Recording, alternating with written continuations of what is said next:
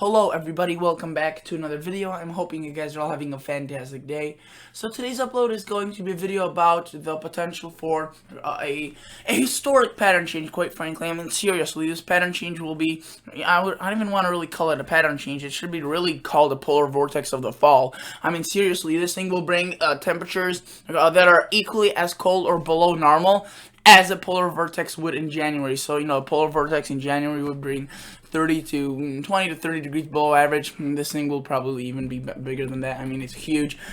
Some snow, not major snowstorms, I wouldn't say, but like again, it's still November, so like, the fact that we're talking about just small snowstorms is already a big deal. But I mean, seriously, there could be more potential for some big storms in the long range, and it seems like things won't be really winding down at all. Things are continuing to ramp up, and see, it's like these little systems, like this one right here across Friday. You can see producing some light snow across New York, and then we have a bunch of clippers, just a series of clippers bringing showers and blustery conditions to the northern plains.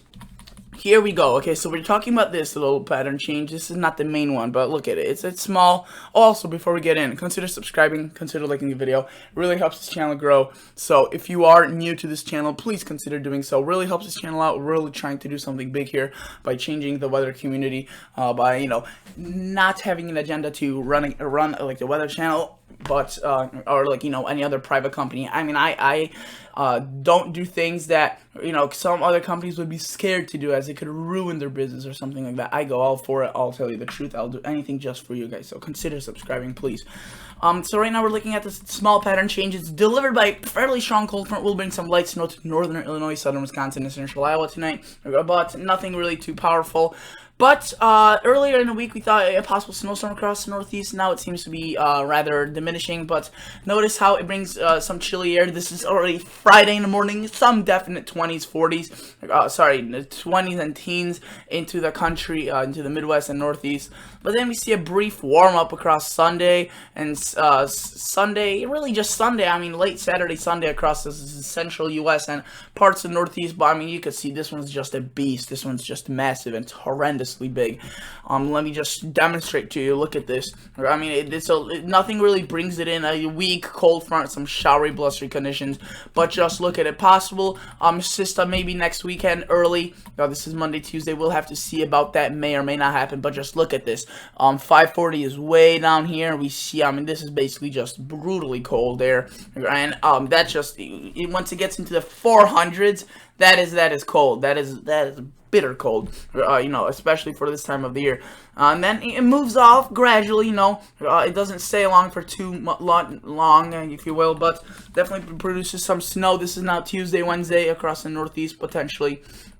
Another clipper coming in late Friday. And notice this is already a week from the really initial intrusion of this Arctic air, and it's still bringing chilly conditions across this part of the country. And the West is just really remaining warm.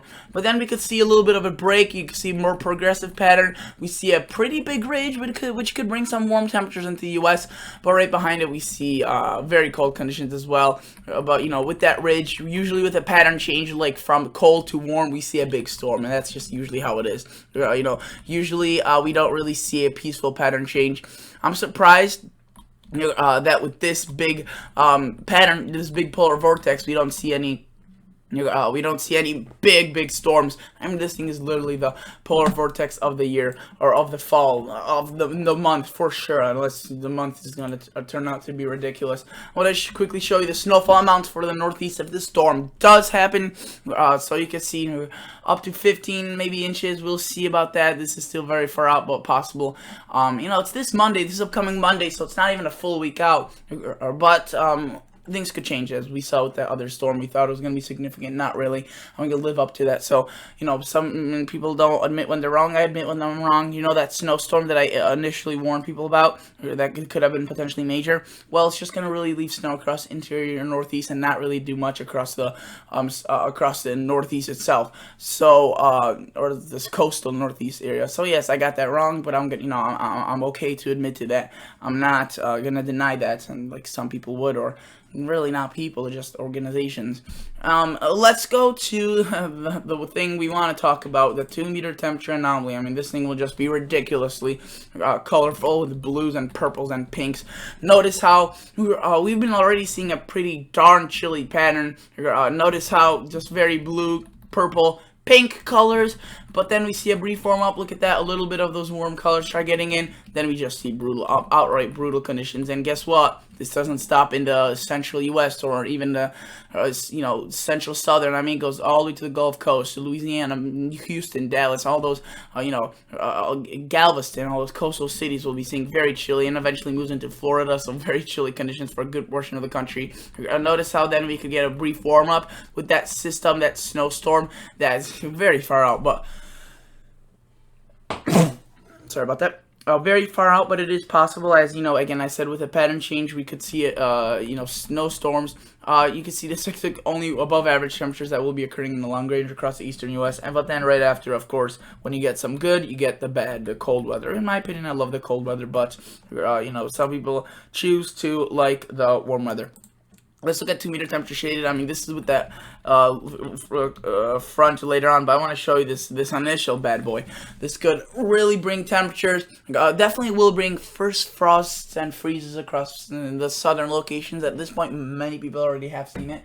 And maybe they've just seen a frost, but this could bring 14-15 degree temperatures down into southern Illinois without an issue. So this is this is definitely brutal, and you could see right there Tuesday night, you could see single digits. As far south as southern Iowa, the eastern U.S. gets spared for a little bit, but really the central U.S. just takes a brunt of a hit. 5, 11, 8, 5, and you know what's really damaging with this possibly? There's not a lot of snow on the ground with this cold, and there's the vegetation that is, if it's a perennial or some sort of plant that grows for more than 1 year and overwinters with no snow cover, which does provide insulating, provides 1 inch equals to 1 insulating unit, and it does a lot of insulation. Without it, these things could be way more exposed. Now, yeah, we're not talking about negative 20s like we were last year in January, though I think that will happen again this year. I'm not trying to, scare anyone, but I have high confidence in that, as I called that there would be Arctic blasts like this in November. And oh my god, so many people were laughing. They're like, oh, yeah, we're dealing in a heat in the south, Arctic blast in November. Well, yeah, I don't listen to what people say. I listen to what the data and the science shows, and patterns is very important in weather. And I mean, again, if you look back to my July 21st forecast, I was already calling, I think that was when I released July 21st for my winter forecast. I was saying November will be very chilly, November will be very cold, and of course, guess what? That's what occurred. That's one thing that I am right about. One of the several things I should rather say that I'm right about this year. I may be wrong about a snowstorm or a certain long range, certain pattern, or certain really just outbreak of cold, but in terms of the long term, I've been pretty darn good this year, and many have been as well, but we've been laughed at. Me and Direct Weather, MBGC combo, both of us especially have been advertising similar things. We've been laughed at by many people that are supposedly those little pathetic professional meteorologists that go to school and get an education, but still can't seem to forecast long range forecasting better than us. Yes, of course, they understand meteorology at a higher level, but the thing I say is you do not need to understand meteorology at the molecular and atomic level, which they study, about all how thunder, how everything just forms, which I have a basic understanding of that, but you don't need that to do long range, because it could actually interfere with that. So you can see, though, Northeast definitely gets in on this. Look at that. Thursday night, just brutal temperatures for the Northeast. I mean, frost and freezes all the way down to the Gulf Coast, so this is no really sparing. And then we get a little bit of that warm up. Notice how we get some pretty warm temperatures, 40s and 50s with that storm, but then right behind it, again, brutal conditions.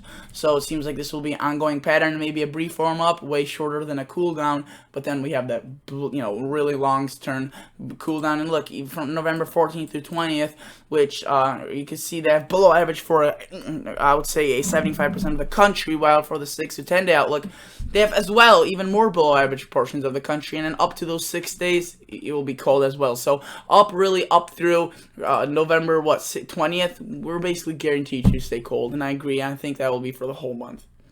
So yeah, these temperatures very cold. Not a lot of snow, which good and bad. I mean, good for travel, good for not shoveling it. But in terms of the plants, the vegetation, that may be bad as it may get absolutely toasted, burned.